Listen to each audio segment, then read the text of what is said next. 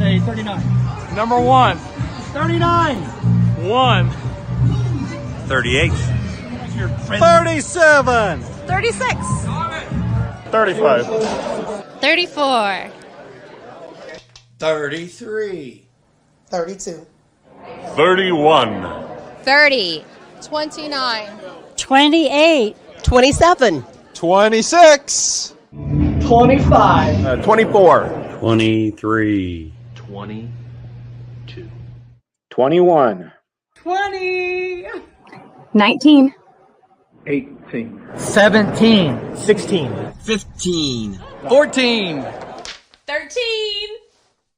12. 11. 10. 9. 8. 7. 6. 5. 4. 3. 2. 1. It's time for mouthwash. Giddy up.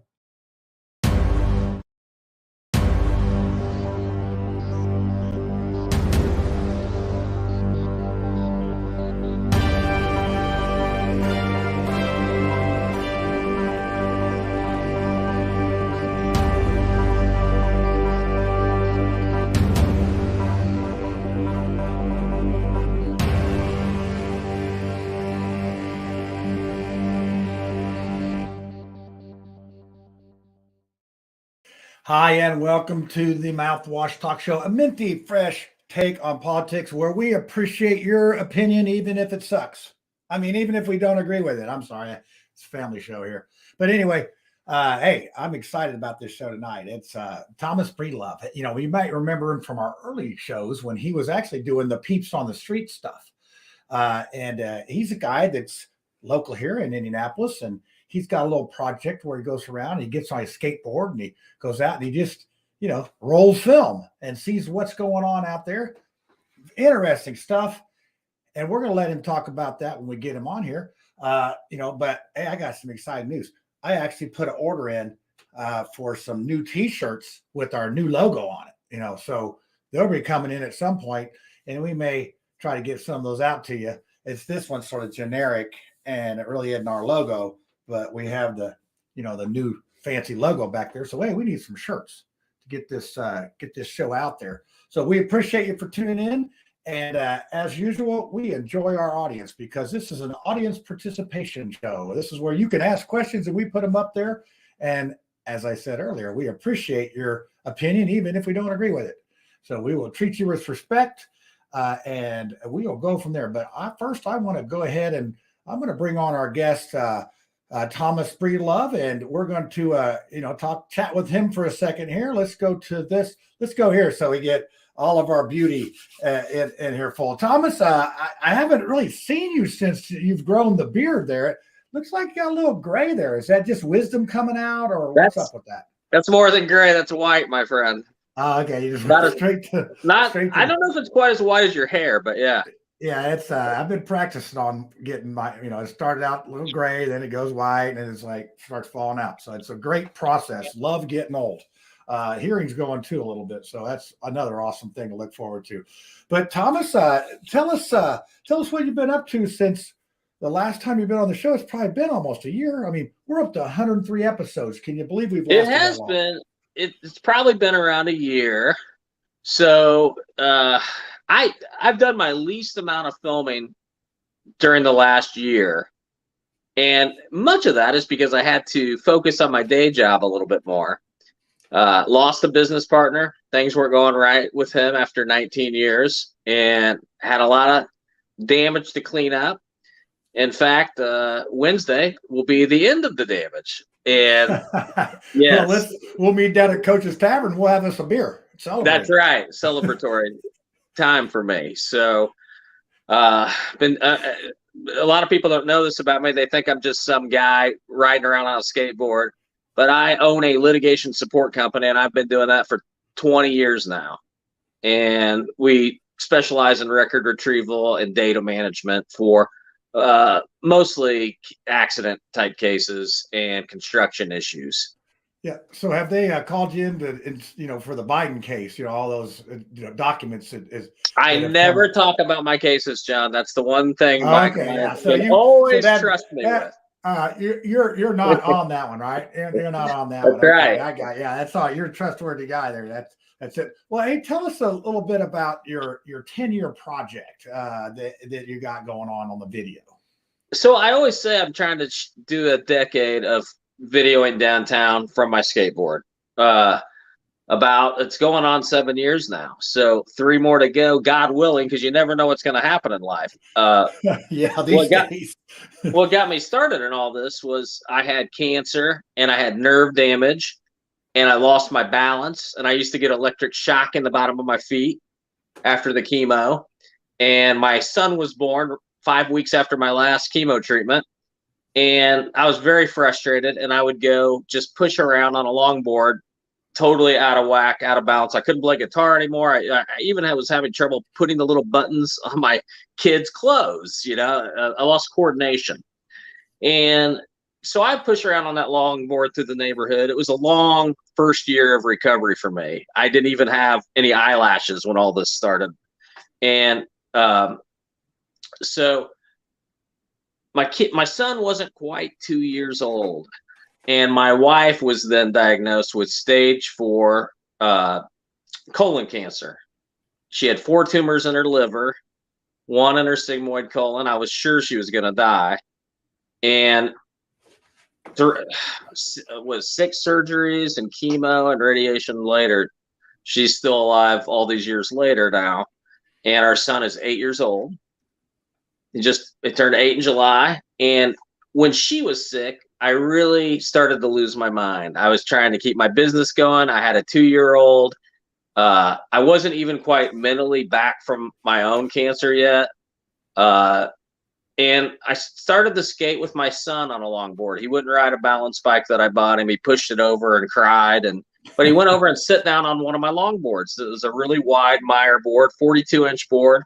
I went to Toys R Us that used to be up in Castleton and bought him a little set of pads, got him a helmet from the bike store, and off we went. And we rode that longboard around every day almost. And that just got me a taste for wanting to skate like I did when I was a kid. And so I went and bought a skateboard. I had a setup for downtown, and I rode my longboard downtown in the early days of filming.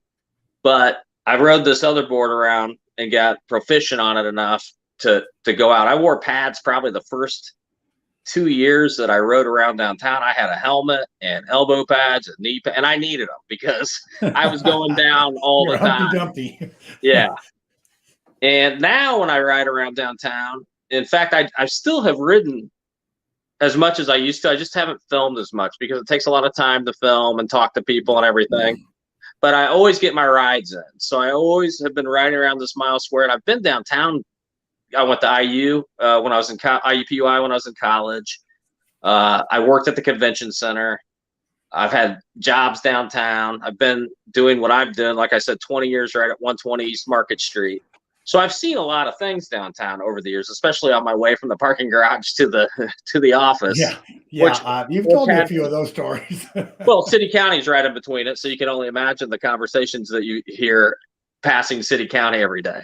Now, I don't hear too many of them now that a lot of that's moved, but I went over one day afternoon. They were having a protest. The Westboro Baptist had come to IUPUI. Well, I studied religion at IUPUI. That was my major. And I thought, I want to talk to these crazy Westboro Baptist people and see what is going on in their heads. Well, I couldn't get near them. They had 2 layers of fence around them, cops all over the place. There was a counter protest. But I ended up filming videoing a guy named Muhammad, who was from Cutter, Guitar, whatever you want to say it. And he was an engineering student there, and he was just amazed at the overreaction of the faculty and staff to the Westboro Baptist. People were losing their minds. I mean, talk about empowering your enemy. That's what they were doing. They had a big dance off to dance the hate away and all this crazy stuff. They had a big safe space set up for everybody. And I put a video together, and having worked for a journalist here in town, guy named Tim Evans over at the Hendricks County Flyer before he went to the Star and broke that Larry Nasser case.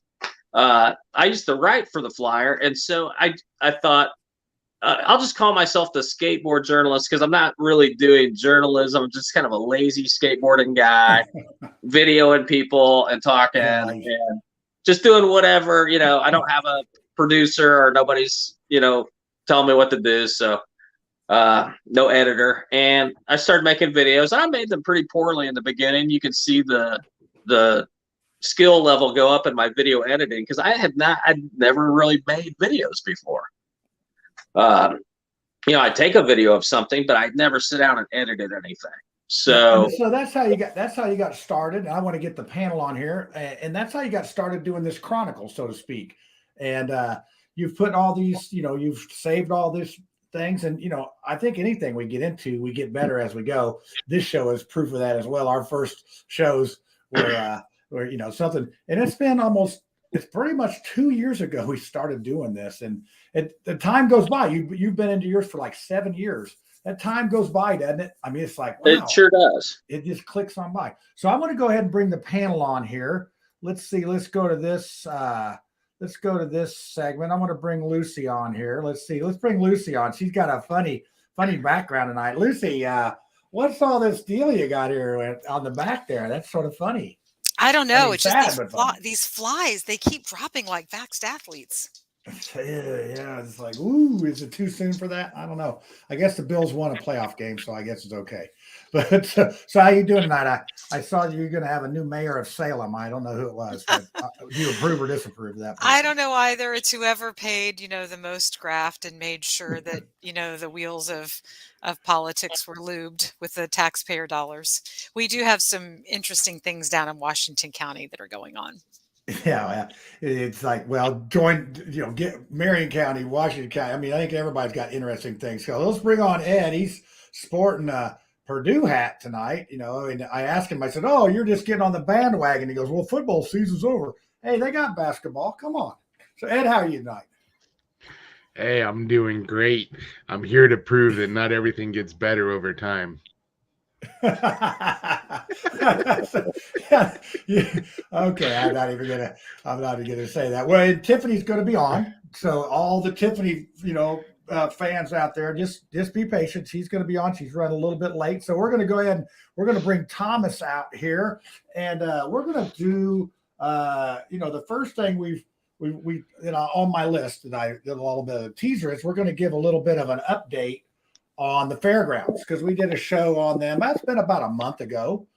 And so I go to a neighborhood meeting out by the fairgrounds, and this neighborhood meeting, they're talking about the noise, and also the fact that there was a bunch of these association members. So the fairgrounds broken out into a board, and then they have association members. And really, anyone can be an association member. You can be a friend of the Marion County Fairgrounds. You pay your $25 and you're in. Well, the thing is, the bylaws talk about, hey, these association people, they actually can vote on the board. Well, about 2 or 3 weeks ago, these association members show up to this board meeting, and guess what? They don't let them in. They say, you're not a board member anymore. They sort of kicked them out, send back their little money and kicked them out. So okay, so who's going to be voting on the new board? I'm trying to really figure it out. One of these poor guys has been a member since 1971. I'm like, man, these people are ruthless. So there's where we're at on the fairgrounds, and their reason that they could kick people out, they said, we're a private 501c3 and we can do whatever we want. So I'm going to bring that question out to you, Thomas, and say, what do you think about something like that? I mean, does this sound like this is legit for the Marion County Fairgrounds now? I watched your last show, and I wasn't surprised necessarily, but this development certainly doesn't look well for them. But yeah, is anyone else shocked that this would happen? I mean, so well, I'll tell you what. Let's let Lucy jump in on this. What do you think, Lucy? I mean, if I went to throw somebody in the fire, out of the pot into the fire, I just let Lucy on them. So she gets it. So What? I just don't have much of a filter, and I'm done being nice. It hasn't been an effective strategy in my life. Um, you know what's really funny, and I'm not going to tell you what town it's in, but it's a town near me. There is a huge uproar about the Little League. Someone has taken control of the Little League because there's money in the concessions. And so this has caused all kinds of dissension among a small Indiana town. So I cannot even imagine the amount of money that's funneled through the Marion County Fair and the opportunities, quite frankly, to launder money. Yeah, you could probably get your house painted and another building on the fairgrounds and then pay with a fairgrounds check. Oh, wait, I thought this was conspiracy theory time, but no, that's actually a conspiracy fact. So yeah. So Ed, I mean, up in South Bend, you got, you don't have any things like that to go on, do you? Oh no, not at all. Ever, never. Because Hey, what is your county? It's St. Joseph County. Okay. Yeah. Do you have a St. Joseph Fairgrounds? We do, and it's on the other side of town. And yeah, I don't. Yeah, is it still functioning? I know that like Muncie had the Delaware County Fairgrounds, and it's like ghost town. So a lot of these county ours is struggles.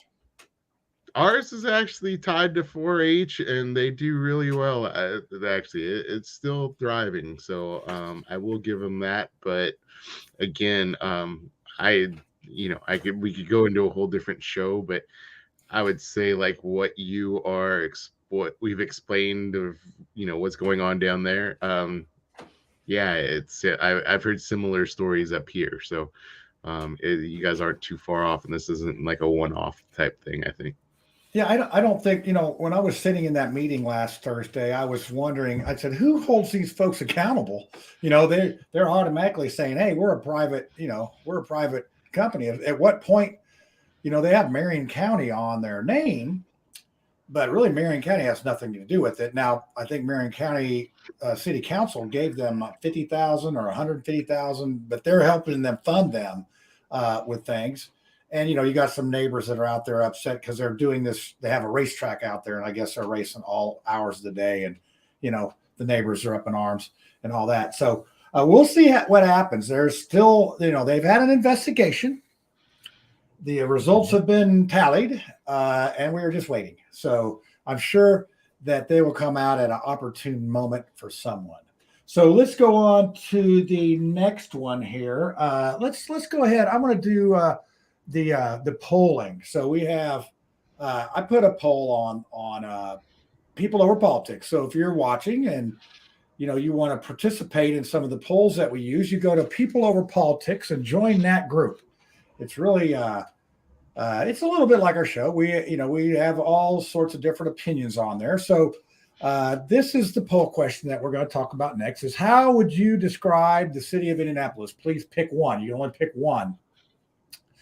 First one is unsafe and dangerous, a utopia, a little rough around the edges, in decline, needs new leadership. Okay, Thomas, which one do you think was the most picked on that? And I'll tell you, I'll give you a chance here. I'll give you an idea. 60% of the people that took this poll, and it was 79 votes. So we had pretty good participation in this. So which one do you think that is? I imagine most people said needs new leadership. Oh, really? Well, you'd be wrong. It is in decline, 60%.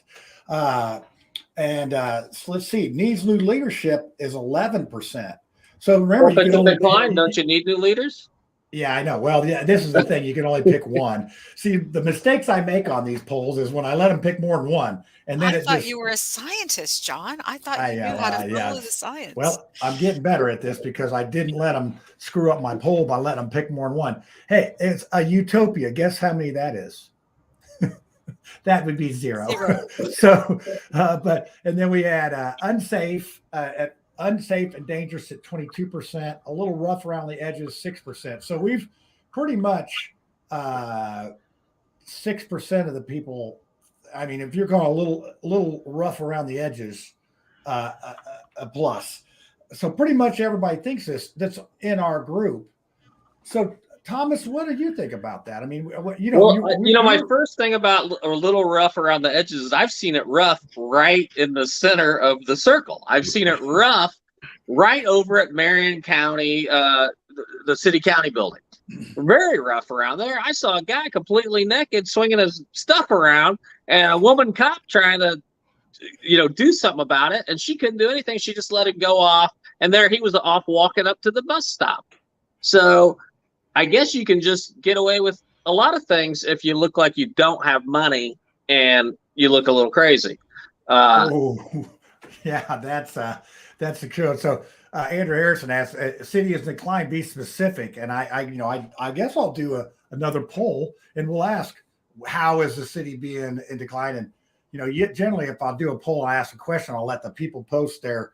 It gets into the dumpster and weeds, and it falls off the road and all that. So, Lucy, what do you think about that? I mean, you're not from Indianapolis, but you've lived up here. You visit. Not anymore. Not anymore. I got as far away from it as I could get and still call myself a Hoosier just about. Yeah, I was born at Methodist Hospital, right downtown Indy. So grew up on the west side, graduated from Northwest High School, attended the Broad Ripple High School when it was still around for the performing arts, and I was a ballerina, which may surprise some people. You know what the problem is that it's just not safe anymore. There is very little political will to create a safe environment for families. And so the people that, could be spending their money, having a great time downtown, I don't go to Indianapolis with my kids. Oh, so you say, what would be your vote on that, Lucy? If you had, I probably would have gone with in decline as well, because, from a libertarian perspective, it's not that we need new leadership or better leadership. We need zero people calling themselves a leader and trying to control us. Anarchy the whole way. Yeah, burn it down. So, but before you answer, Ed, here is a question from Dorn about Mayor Pete being all tied up in this Spirit Airlines conspiracy. I mean, true or false? I mean, I didn't know Spirit had 2 P's in it, but hey, you got to pee somewhere, right? It does if you drink enough. Yeah, that's right. That's right. So, hey, compared to South Bend, I think South Bend is a little Indianapolis, is what I've heard from you in the past. Is that true or false? Yeah, our areas. True. Yeah. The interesting thing is, and I was reading through your questions, I don't really have a relationship with Indianapolis. Not having grown up around here, but the South Bend area, I tend to have more of a connection to Chicago or Detroit than Indianapolis. And so I don't, I haven't spent much time, and I've learned a lot from you guys about Indianapolis. So even though I've lived here in Indiana for 20 years or over 20 years now. Yeah, I'm the same with you in South Bend. I've been to a bike race there one time. The bad news, and maybe this is, will give Ed a little bit better sense of familiarity with Indianapolis. The bad news is that Indianapolis has the reputation of being a little Chicago, a cesspool of murder and gangs and general lack of safety. But hey, I do want to put out there, John, you kind of made your little, hey, anarchy, burn it all down. But I'd like to point out, as somebody who is an anarchist, and I take the idea of and without arch rulers extremely seriously. Anarchy simply means that you are without rulers. That doesn't mean that you're without morals. It doesn't mean that you're without natural law. Murder is still murder, whether or not you believe that you should have a ruler over you or not. So I'm simply sick and tired of the people who are least capable of leading in a just way, being the ones who are elected. Psychopaths always want to be in a position of power over you, and so they tend to lie, cheat, persuade, fraud you, thinking that they're doing something for your benefit when they're not. And then the moment they get into power, they begin to galvanize other people and use your tax dollars to pay those other people to oppress you.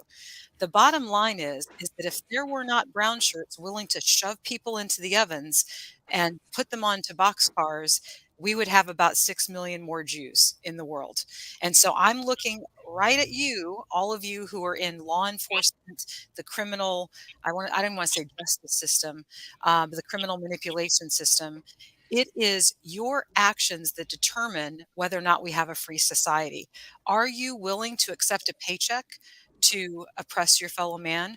Are you willing to steal from somebody because they traveled too fast on the King's highways? Did they go 60 when there was a sign with some scribbles on it that said 55? And does that mean that in order to maintain your paycheck and your lifestyle, you're willing to pull that person over who, out of anxiety and fear, will capitulate, and they will then get a ticket from you, stealing hundreds of dollars out of their pocket, money that they should have to eat, for electricity, to live their life, but you're willing to steal it and give it to your overlords so that they can continue the cycle of oppression. Well, and I'm going to have to agree with you on a lot of that, because if you look at some of the things that our authorities go after, it is only if you have money. And I'm going to play small talk here in a second, because he's actually, I think you guys are going to enjoy small talk. I actually understood what he was talking about tonight. Look, I want to give Thomas a chance here to talk to that issue, because it's like, if you got money, if you don't got money, we don't want to mess with you. So what do you think about that? I've been stopped twice since I've been recording and skating downtown. There's an ordinance. You are not supposed to skateboard within the mile square downtown. So every video that I've made, I'm breaking the law. Breaking the law. And it was during two different protests. One was the pipeline up in where was it? Up in Wyoming or wherever going through the Indian Standing Rock. Yeah. And then there was more recently the Save the Children group, and I was on the circle skating, taking some video, and a guy pulled over and told me to quit skateboarding. He's going to keep his eye on me. So I've been fighting these cops ever since I was a kid. Downtown Pan Am Plaza was the first place I ever skateboarded, downtown Indianapolis, and they were chasing us off from there. All I want to do is ride my skateboard around. Thank God those scooters came downtown, because now they got all kinds of people to chase around. They don't worry about, especially now what happens, they might say something to me or whatever. When I turn around and they see how old I am, they just leave me alone. So, well, maybe you could sleep on your skateboard, and that's okay. I mean, if you were to sleep on it, like over by the old Starbucks or on the Circle or whatever, then you'd be good. Or under the ever popular Arts Garden. There's a guy that's got a little a tiny house there, almost is what it is, and it's getting bigger every day. I've been videoing him every day, and just like stuff keeps adding to it, and I wonder, when is that gonna fall apart for him? So yeah. What I notice downtown more than ever is people, I've seen this over the years, but more than ever, people are just walking around talking to themselves. They're not on phones. They're not on anything. They're just talking. They randomly shout out at someone who walks by. This is going on all the time. Every day downtown, I see this. I mean, some of the stuff we got going on now in this times, I don't blame them for talking to themselves, but yeah, I don't. It is definitely a lot of the police, John. I just wanted to say real quick. A lot of the police that I've talked to have said that they've been ordered not to do anything. They can't even deal with stuff going on right outside the city county building. They were told not to do anything. So, I have actually seen people get arrested out there. So they must have done something really bad.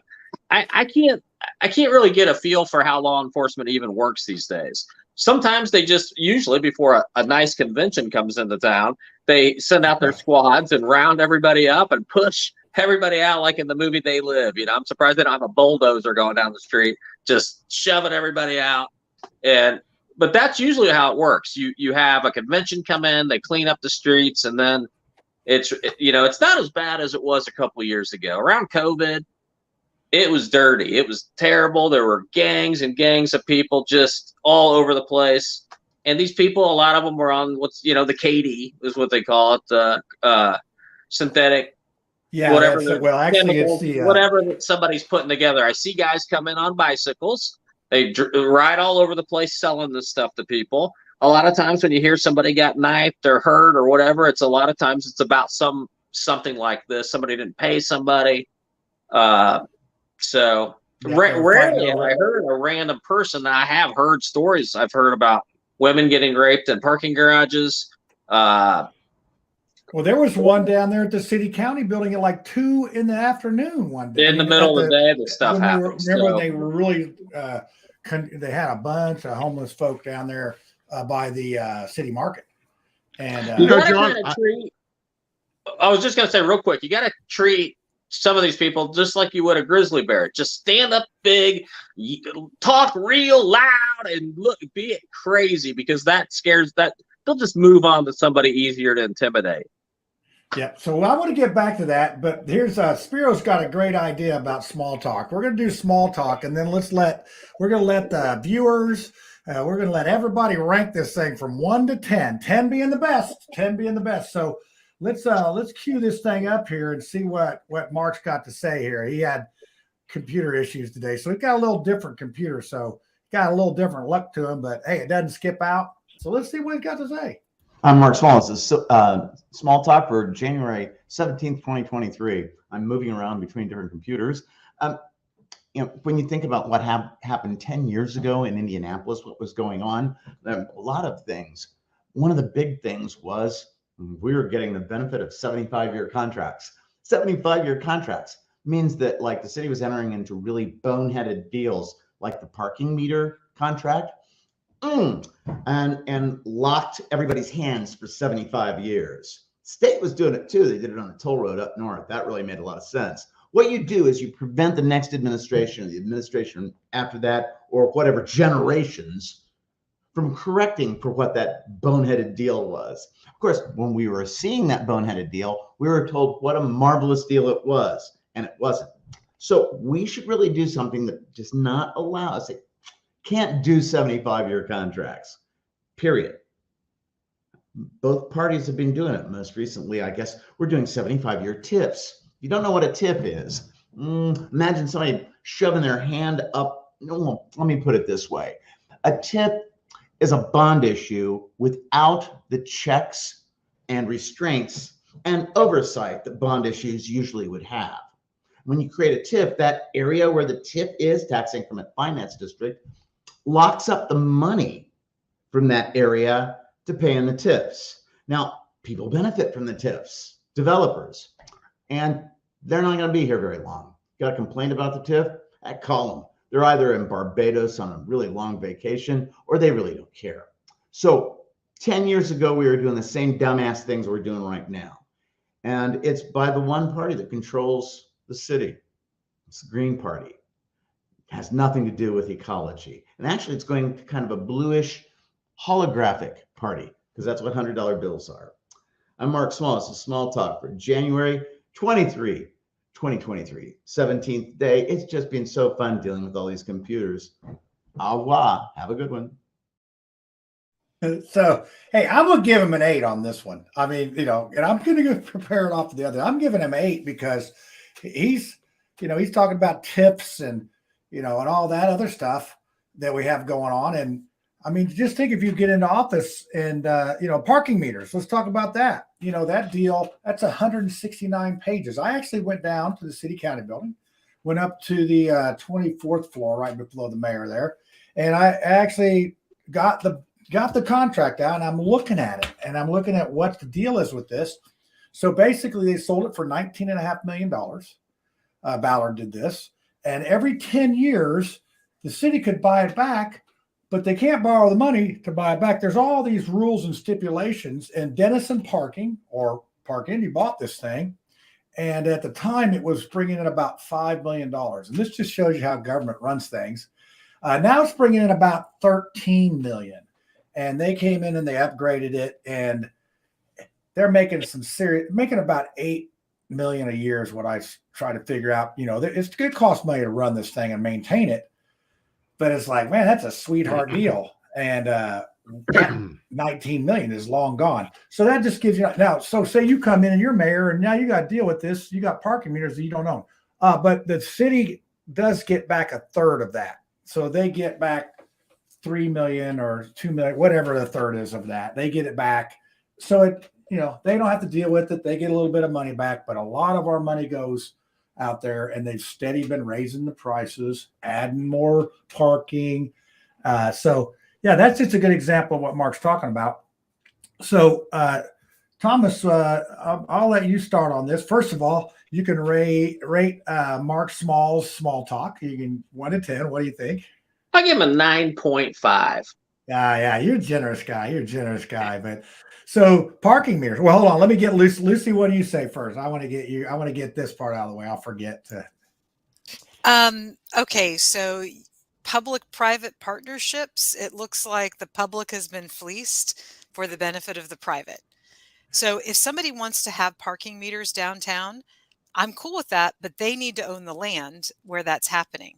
They don't need to use the force of government because we're,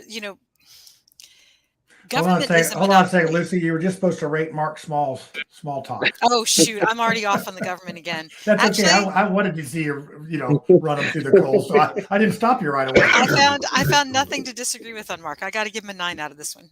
All right. Ed, what do you got up there? I will agree. I'll go 9.5. You sound like you got a little bit of that something going on there. Is it South Bend weather getting to you? Something like that, yeah. Yeah, you all bundled up. You're probably drinking lemon tea. We need Tiffany on here. She could give you some advice about that. And I know Lucy will too. So let's get back to the thing. What do you think about, these, basic Smalls, he's talking about, going past your term. So basically, if you got a 4-year term, you shouldn't be able to do much things past 4 years. How do we get away with selling, say, the toll road? I think Mitch Daniels sold that one, didn't he? How do people get away with selling our government property off to somebody else? I don't want to take care of the road. It's a lack of tar and feathers. Apparently, there is a dearth of tar and feathers. And without tar and feathers, the politicians don't know their limits. Yeah, I think that, we need tars and feathers and pitchforks and things. So, Thomas, what do you think about that deal with the parking meter? Let's just use that one.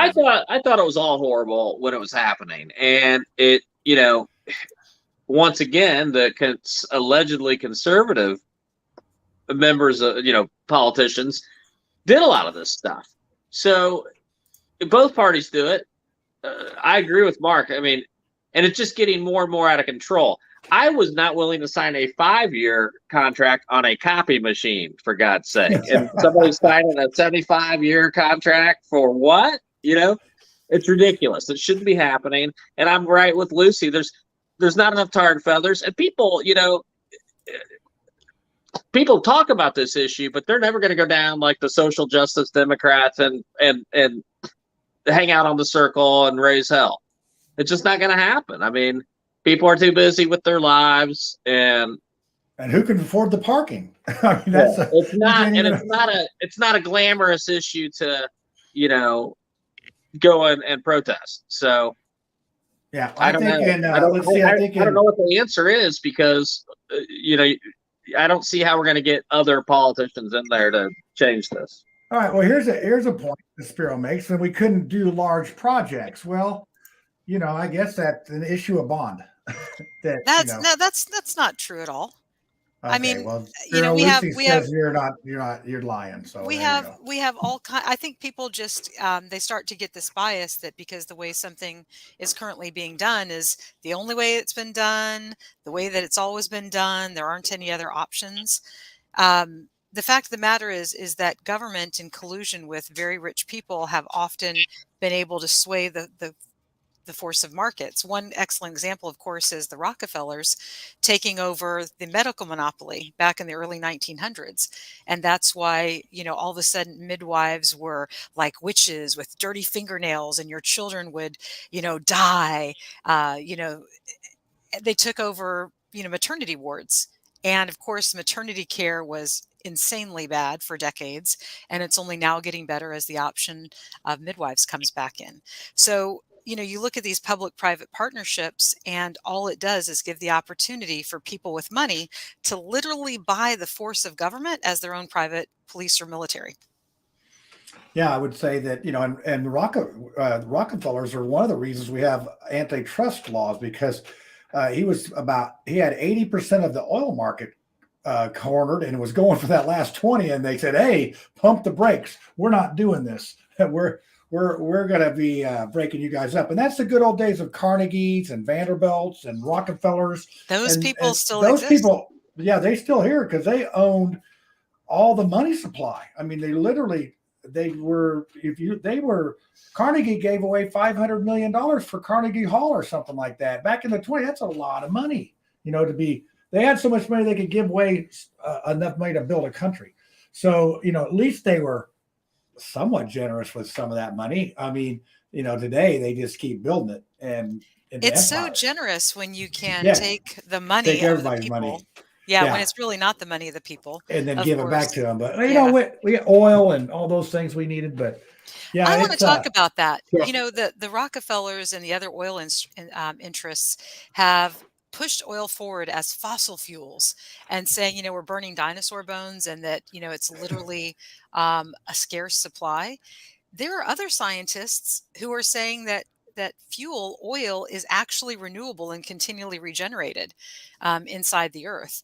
I don't know which one is right, but since the mainstream media has pushed the idea of fossil fuels all this time, I'm inclined to believe the opposite.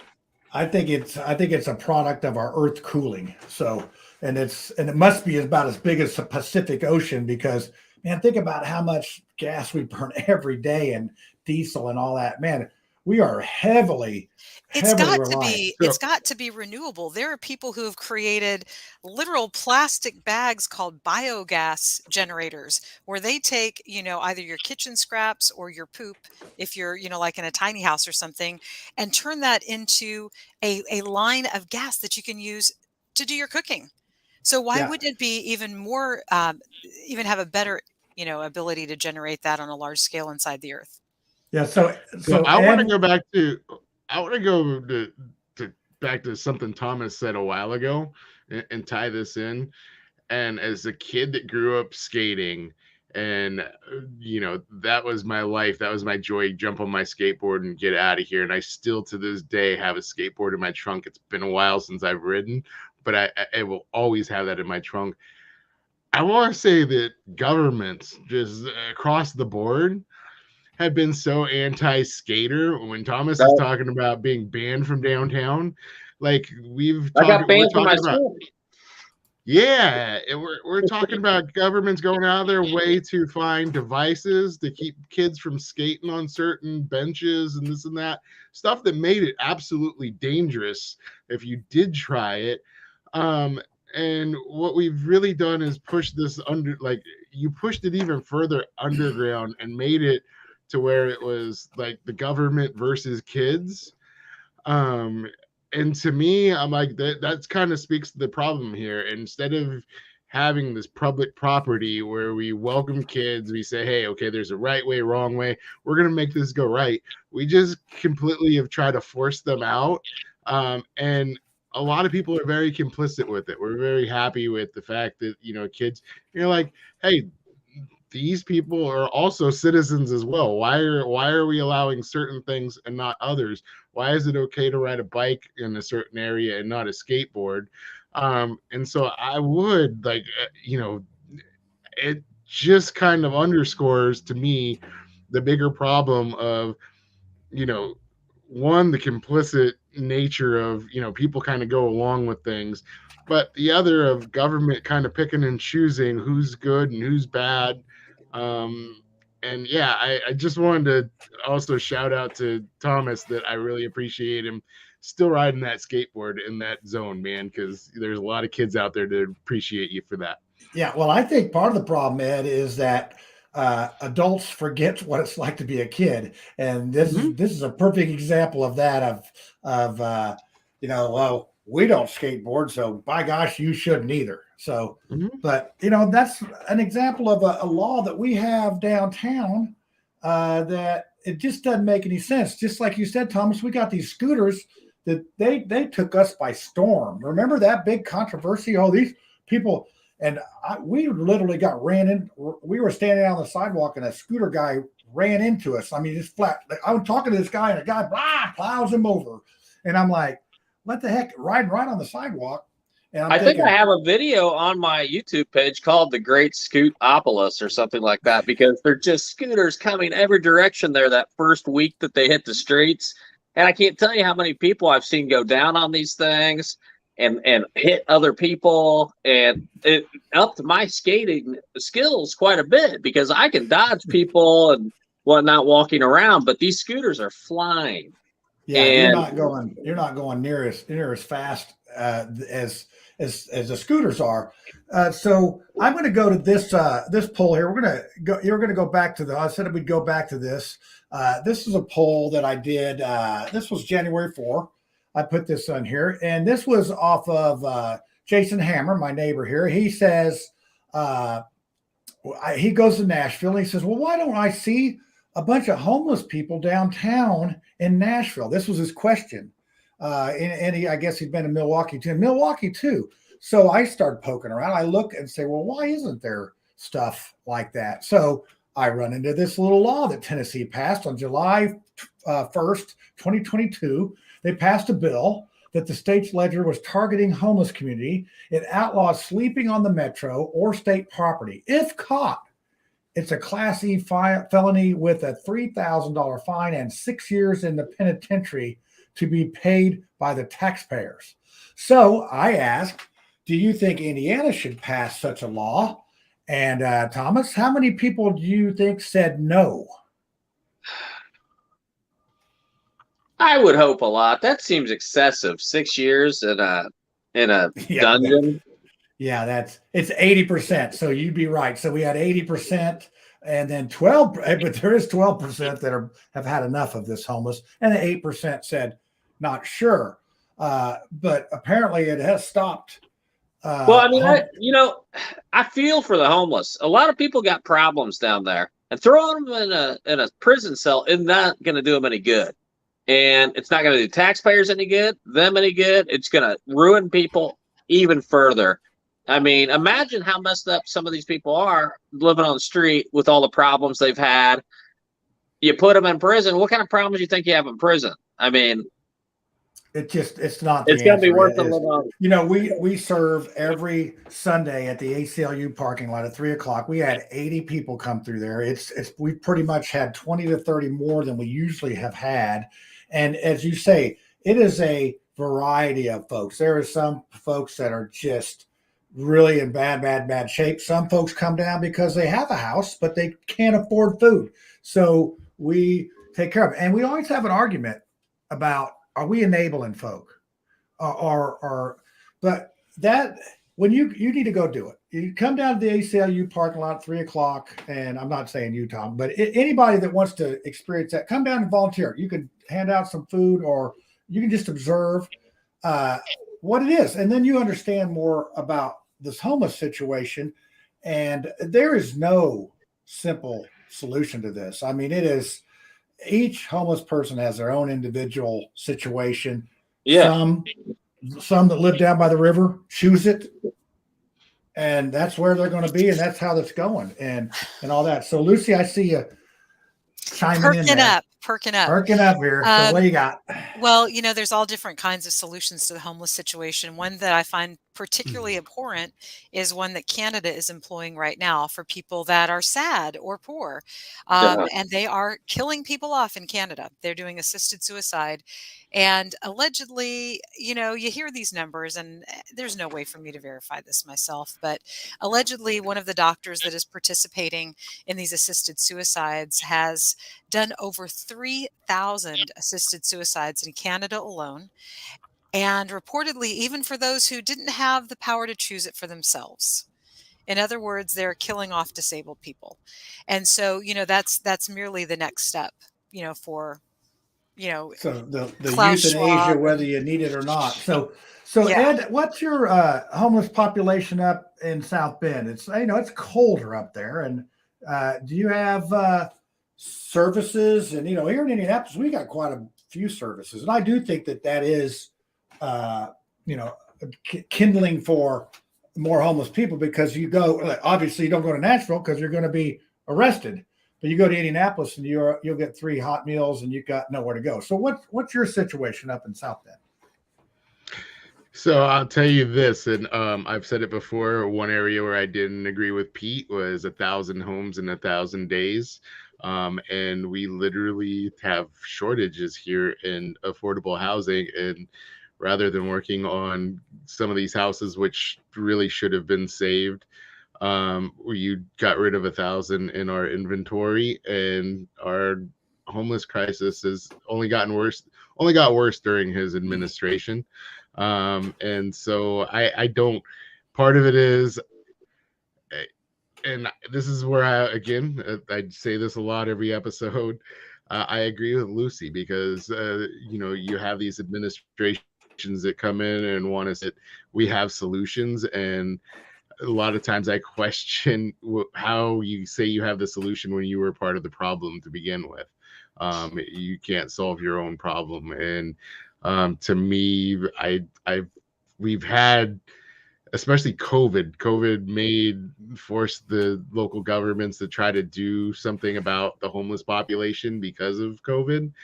And I don't see that any of the solutions really worked out well because nobody was really happy of it. Nobody was really happy with what came out. No, I mean, that's what happens when you don't have a solution that makes any sense. Nobody's happy, and we see that at state government, city government, whatever. So, Thomas, what do you think about that? I mean, you're downtown, you're filming a lot of this stuff, and anybody who tries to help the homeless is going to get frustrated. And you can find people talking about this all over the internet. You go in, you try to help, you don't know what to do. You yourself have experiences trying to help people, and sometimes you make a difference and sometimes you don't. More often you don't. But you got, what I found, and I don't know if this was just good for me, good for them, or what, but when I would just sit and talk to homeless people and listen to what they had to say, that seemed to make a difference. At least for the moment, and later I would see the fruit of that. Somebody would come up and say a nice thing that I had met on the street a long time ago. They just remembered that I took the time to talk to them. And just even these little tiny humane things that you could do, just acknowledge that they're a person instead of off to the dungeon with you. I can't stand to see you in my sight. That's, what kind of attitude is that? I wonder about these 20% who want to lock people up. What other things do they want to lock people up for? Probably a lot of things. Probably is one of them. Probably. I mean, well, Ed talks about the 1,000 houses in 1,000 days. What if you remember, our mayor's up for election again? Last time he ran, he had he was going to do 2,000 houses. And I just saw today on the internet there, and everything's true on the internet, that he's standing out in front of one of these same houses. It may even be the same house that they talked about, doing these 2,000 houses, fixing them up, talking about grants to fix up housing for low income. And, that's just not, it's just not a sustainable thing. It's a one-time thing. They also have, Horizon House, which is a agency that helps homeless people. It's actually right by the ACLU Park. They just got a $1.7 million grant and from Lilly. And they said in the thing, this is to help pay for the people that are running the program. So there's a lot of money in homelessness. People don't understand that, but there's a lot of money. People. No, and I've had friends with those jobs, in those positions over at Horizon House and elsewhere. So I've heard a little bit about how much you get paid to do those things. And I think, I look at this problem every day and I'm overwhelmed by it. I don't know what to do about it. But I do know that I don't want to put people in the dungeon because honestly, I don't know what percentage of those people that are out there have had, a catastrophic event. I've met and talked to a lot of people who had something. They were living normal lives, productive lives. They might have even been as old as me.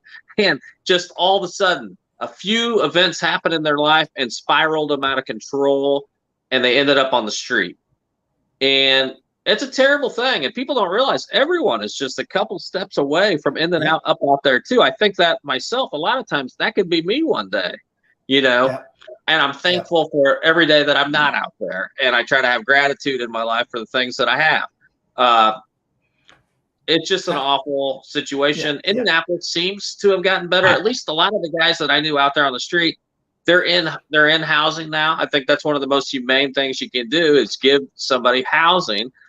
But a lot of people in the housing, at the housing that they give these people, there's a lot of problems in these housing developments and stuff. The drugs are being sold there still. It just gives them a place to go do their stuff, and there's a lot of rules. You're putting rules on people that haven't had rules. You can't have anybody else over. It's got to be just you. I know some people that have literally drank themselves to death in their apartment, all that. But we have, I think Chip or somebody put out we're going to end homeless 8 years ago, and that was about 10 years ago. We're going to end homeless. If you ever see anything that says we're going to end homelessness, run. Because it's a lie. Because it ain't gonna, it's like Jesus said, I won't be with you long, but you'll always have the poor. And is that when they put those donation boxes out there? Yeah, well, yeah, that's exactly. You got that. And this is part of the issue of, you hit it right on the head. It is overwhelming. I mean, you go to serve at some of these places, and I know Tyree serves about 200 people. I see him all the time, going down the cultural trail, and there he is across the street with all those people lined up. He's dedicated. Yep. He's one of the most dedicated people I've seen out there. Yeah, and he and these are the folks that really aren't funded by, say, the city. We get money from the federal government in relation to how successful our results are, and that goes to Chip, which all Chip does is count people and receive money. They don't really do anything to this. And then we have the Blueprint group that is another group that sort of compiles things. But the housing first thing that you talked about, that was something that was fairly good.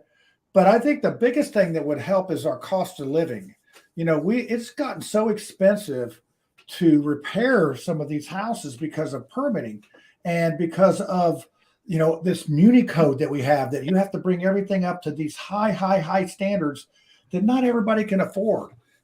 And, going back to the 2005 codes would be very helpful for a lot of people. There wasn't much wrong with those 2005 codes that would lower the cost of construction or, the fees that it costs to do these things. So that's where real affordable housing comes in, when you can actually repair something without costing an arm and a leg and everything else.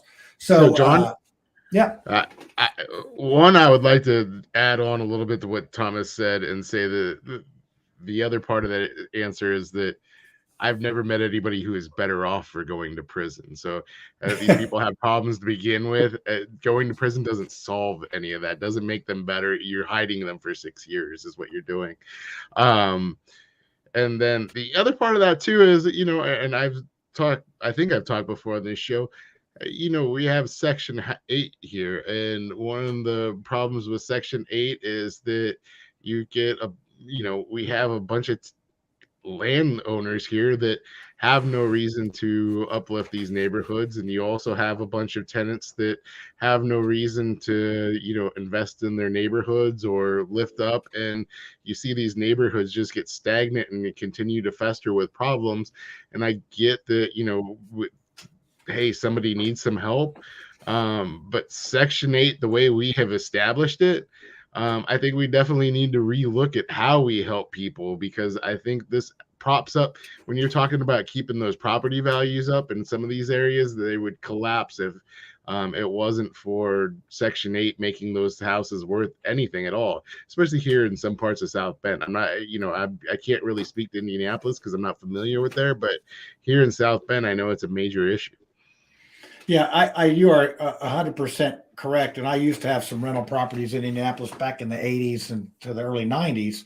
And I had a couple Section 8 folks in there. And man, just their tenure in my properties were, let's put it this way, it was less than stellar. I remember one particular double I had over on LaSalle Street that she would go and buy new clothes instead of washing them, just through, they just made that. There was literally paths in the house with the clothes. They just buy new ones. And I was like, I'm just out of college sort of guy. I'm like, I'd never seen this kind of thing. I've never seen poverty. I mean, we were lower middle class, but I've never had seen poverty. And, I just remember if anybody's ever had been around that or had properties where they just didn't take care of it, just the living standard was really low, that smell. And if anybody that's out there that's ever had this situation, that smell of poverty, it's got a smell to it.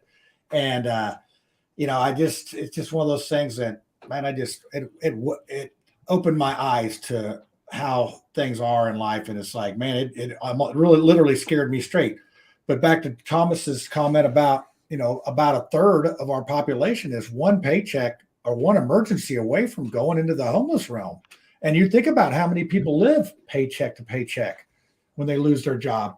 Just had a gentleman in our recovery last night. He was talking about, getting clean, and his kids, they came and took his kids because he had flushed his wife's drugs down the toilet, and they got into it so much that the police had to come. So they take the kids, they arrest everybody.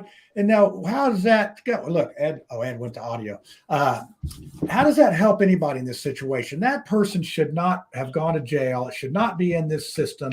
They should be finding the right help to help them get through there. So fortunately, we're going to meet every Monday, and hopefully this guy comes back and we can get some, give him some support without, cost him a bunch of money, a bunch of time, and a bunch of agony.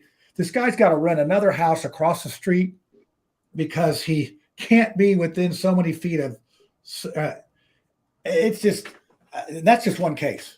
So, it just boggles my mind that our government tries to, I don't know what they're really trying to do. I really don't know what they're trying to accomplish. I can tell you what they're trying to accomplish. Okay.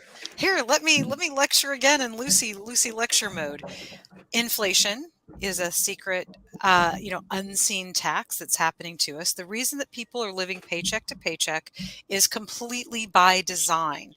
When government taxes us, they figure out how much can they tax us where we can still keep a roof over our head, transportation back and forth to work, and enough food so that we can exist to get up again tomorrow and contribute to the GDP and to the bottom line of the companies that they own. If people were taxed 10% less and all of a sudden, 10% of their annual salary was in a side fund, that might give them options. They might be able to have their labor move from one company to another or from one country to another. So our entire monetary system is set up to maintain a subsistence level of slavery. And key to this are the professional ball players, coliseums, bread and circus. This is all created by design. And the only way to really deal with it is to stop being part of it and withdraw. Happy homesteading. Yeah, well, we all can't move to Salem. I'm just saying, but please don't. Please don't. See, then you'd have to move to somewhere else. And we got move someplace, but do yourself a favor and don't move to Salem. It's there are a couple of nice things about it, but I can count them on one hand and have fingers left over. Yeah, it's like menthol Salem, and that's the cool part of town, right? Oh, I'm sorry. That was terrible.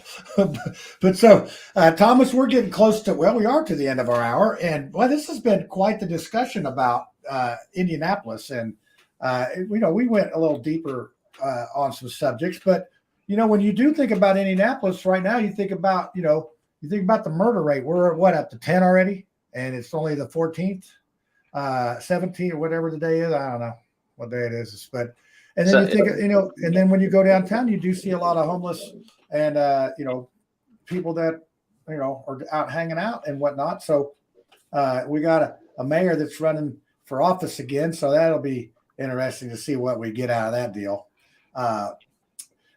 So any last words, Thomas? We're going to go to conspiracy theory. I don't know if you want to stick around for that. You're not a politician. Sure, I'd love to stick around for that. If you want to see my work, I've got a whole. I've put it in the playlist on YouTube, so you could see homeless encounters of the third kind, are social justice warriors and annoyers, religious hams. We get a lot of religious people downtown.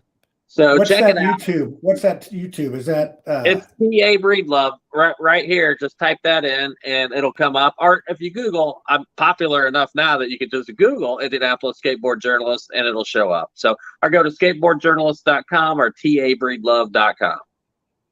okay? I'm going to put that in the. I just put that on in the chat there. It's TA Breedlove on YouTube. Pretty much will get you there, right? My short videos are on Instagram instead of the period. It's underscores on Instagram. Okay, well, they'll figure it out. If they got to work a little bit these days to find stuff. So, but yeah, so we got a new policy here, 2023 policy. If you're a politician, we are not going to allow you to be on conspiracy theory because we do not want to be, accredited with ruining anybody's political career. So, but you're not a politician. You ever have any aspirations to do politics? Not really. No. Cover them, maybe. Be a politician, no. Yeah. So we have one of Tiffany's friends.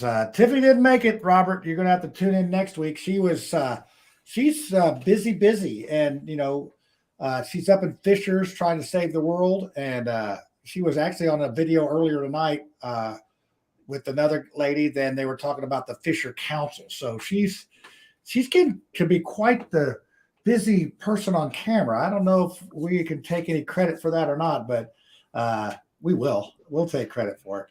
So let's see. Let's go to the conspiracy theory here, and then we'll see you on the other side. Here you go. Hey, y'all, better get your tinfoil hats out. It's time for the conspiracy theory. Come on now, let's go. Yeah, there we go. So, let's leave it like this. I got to push a lot of buttons and get my hat on. So I like that intro. I like the double protection. Against the cold and the 5G waves. Yeah, that's the best. That's a good one, Ed. That's your best yet. Is that actually gum or is that a mint?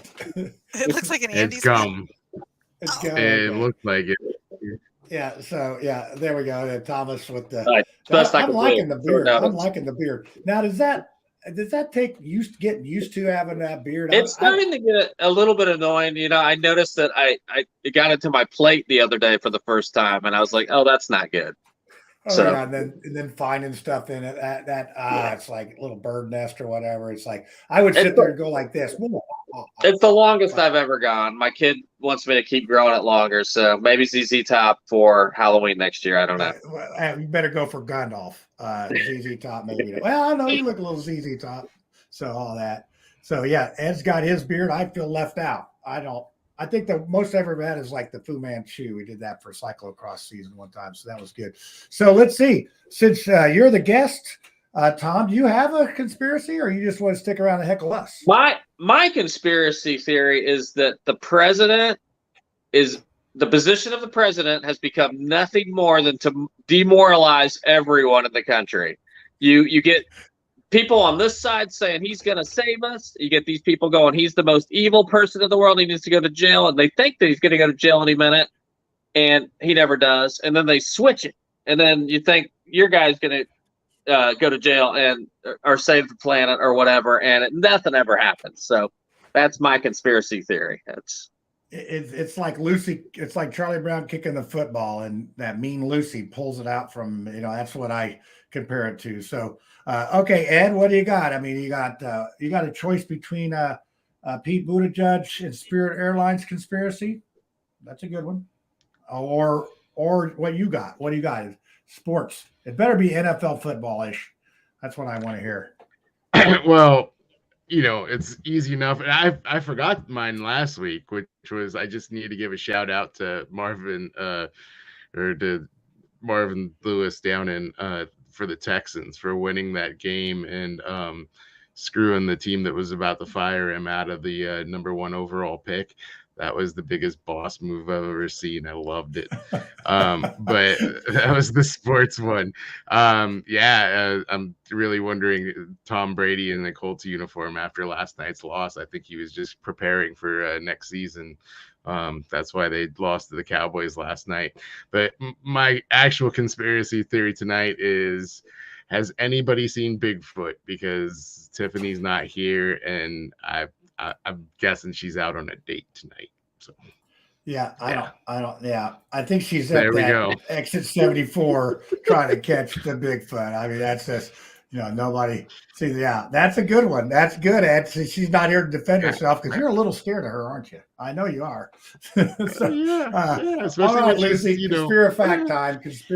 Oh my Conspiracy goodness, fact. there are so many facts that I could go with, right? Like I've even got like flies all around me because they're dropping like vaxxed athletes.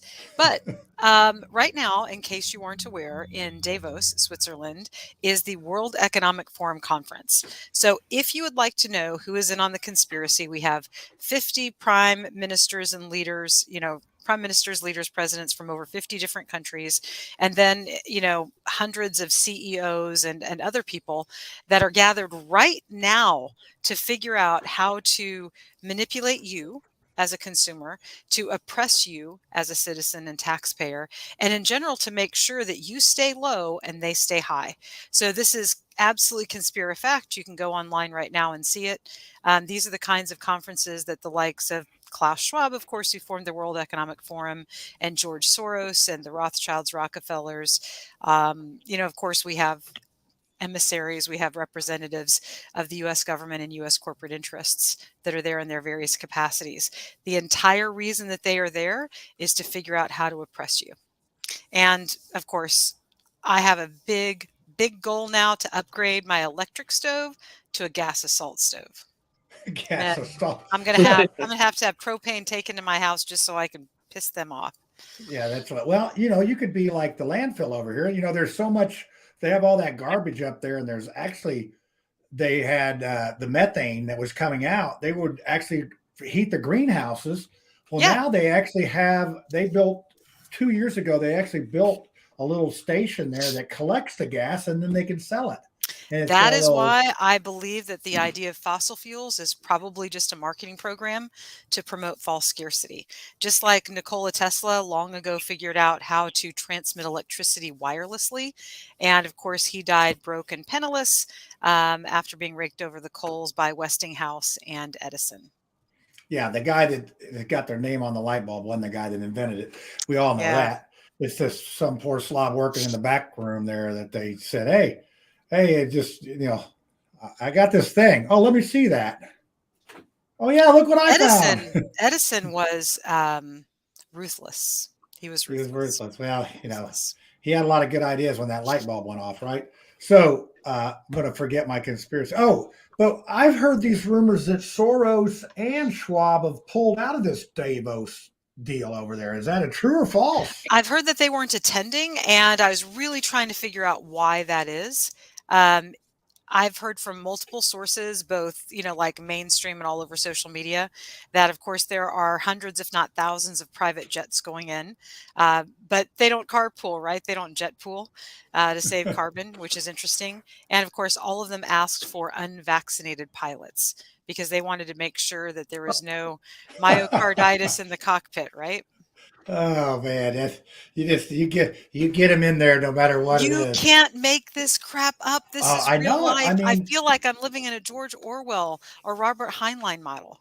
You know what? The 1984 though. I mean, you think about it. It's not that bad of a deal compared to what we're actually getting. I mean, they talk about Big Brother watching. I mean, I just typed in what was that? Oh, I was looking for T-shirts for the Mouthwash show. We all think that we're so smart here in the society and we're so modern. And, we went from the Wright brothers and the Outer Banks, and now we've got, private jets and people going to space in those high altitude planes. But you start looking at cycles over eons. I mean, start studying Graham Hancock.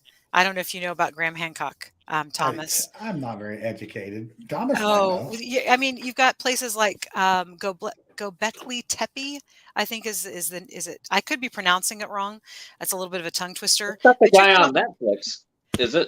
Yeah, Graham Hancock is on Netflix. With the ancient civilizations. Yeah, but he's been around for decades. I saw a little bit of that. Yeah, and there's an adventuresunlimitedpress.com. I actually met the guy that runs that, Adventures Unlimited Press. He's out in Illinois. There are societies that are way more sophisticated and had better technology than us tens of thousands of years ago. So that Göbekli Tepe was somewhere around 12,000 years ago. I mean, you start to look at the buildings that they had and the tolerances, just between the stones on things like the pyramids. We're not getting the full story about our history. Oh And no, I and really like knowing some they stories. didn't have people wasting all this time on the social media. They didn't have that. They had, hey, I want to make these stones just right. That's my thing today. And so I go home and tell my wife, like Fred Flintstone type of thing. I got to go tell Wilma what I did today. But so you can't text Wilma because we didn't have that back then. We just had the car with the big brontosaurus burger that fell over. That's awesome stuff. And Tom I Waits just got a want little to thing there. clarify. I just want to clarify something. Watch this, you're good. Everything's bad. Okay, you Did broke you say up. IU good, Purdue bad? I think I heard you loud and clear. I didn't hear that. It Oh broke no, up I there. said if you're getting on social media to watch the show, you're good. Oh yeah, that's right. We're the best show going. We cover all the topics and all that stuff. We got famous guests like Thomas Breedlove on here, the Indianapolis skateboard journalist, and we want to thank him for taking time here. And we enjoyed those peeps on the streets. I need to talk you into doing another peeps on the streets one of these days, but I have found that the peeps on the streets is basically a summertime activity. It just seems like it's just a lot easier to get that done in the summertime. So I almost did peeps on the streets at that fairgrounds meeting. I really wanted to interview the guy that had been on the fair board since 1971, and they decided that he ain't good enough to be on the fair board anymore. But I may still circle back around on that one there. So, but I guess did I give my conspiracy theory? It's not going to be as good as last week's Charlie Brown thing, but I don't have one. I've had one, but I can't remember it. It's been a lot of topics today on the show, so I talked more than usual. Today. Lots of truth. So all I got to say is, hey, keep watching the show. Next week, who do we have next week? I got somebody lined up for next week. Can't remember who it is, but we do have some good guests lined up coming on. I'm looking. Hey, Thomas, do you know Wild Style Pascal? Do you know him? That name's familiar. He's a local guy. He's a local guy like you. He likes to cause a lot of stir up some trouble. When there's trouble, he likes to cover the city county council, and they had the big to do about the library. Our Indianapolis library is a friggin' hot mess right now. Oh, and here we go. We got Robin Shackelford. Oh yeah, that's one we were talking about. We're going to see about what she's got now. That's interesting because Slick Witty actually went to one of her little sit down and talk things, and he was quite impressed with what they had to say. So we'll see how if we can get her to come on, because it ain't easy being on the Mouthwash. You got to be on your A game then to do that. So here we go. You know how you can solve that library problem? You just sell a contract for 75 years to have somebody turn it into a casino. So perfect. Problem solved. That fits right into the conspiracy theory there. That's perfect. But yeah, it's so I didn't want to go, but they were up in arms about that. So we'll have him on. We have William Henry, Lucy's one of Lucy's people. We have and we're going to get some of these. Yeah, there we go. So we're sporting your libertarian stuff. We're going to get some folks from the State House, see what we can get scrounged up there. And then, hey, we got some big news, a little political announcement that's going to come up at some point. So, Lisa, my wife, Lisa, was watching the library board meeting, and, she likes to call herself a recovering HR addict that used to be with Napa Ball Camp. And, so she's recovering from being an HR adult babysitter. And I'm sure that she watched that movie and was cringing the whole time. with her background. So anyway, we got some big stuff coming up. We got some fun stuff. So we appreciate everybody joining and watching, and the comments that we get. It's it's turned into being a quite a decent little show. We missed Tiffany tonight, but she'll be back next week. I'm really sad about that. It's the only reason I came on the show is to meet Tiffany, but well, I'm kidding. Yeah, well, maybe you could be her. We'll just call you her replacement tonight. How's that? You weren't really our guest. You just replaced Tiffany. Oh, here's another one. We have Dan Stock. This is what's fun about this show. I'm getting Dan Stock asked to be on the show. This is when you're hitting the big time when you got people asking to be on the show. That's good. But he's got a new thing that's coming up that's pretty interesting that we're going to get him back on the show. So we might have him back on next week. It actually has something to do with the legislature, and it's going to hold some of our legislators accountable. Lucy, what? I see the skepticism all over your face right there, but it's actually it's very libertarianish. Is that a word? Yes. Is it really a libertarianish? Well, according to my teenagers, you can add ish to the end of everything, and it's a real word. I am so glad Tiffany in here because she'd be giving me a hard time about making up words. So, with that being said, hey Thomas, thanks for coming on. You're a great sport, and keep up the good work. And hey, everybody, go check out the YouTube on there. I love his intro. He's like you just got to watch it. Go watch it, and we will catch y'all next week. Same time, same channel, same everything. Peace and out.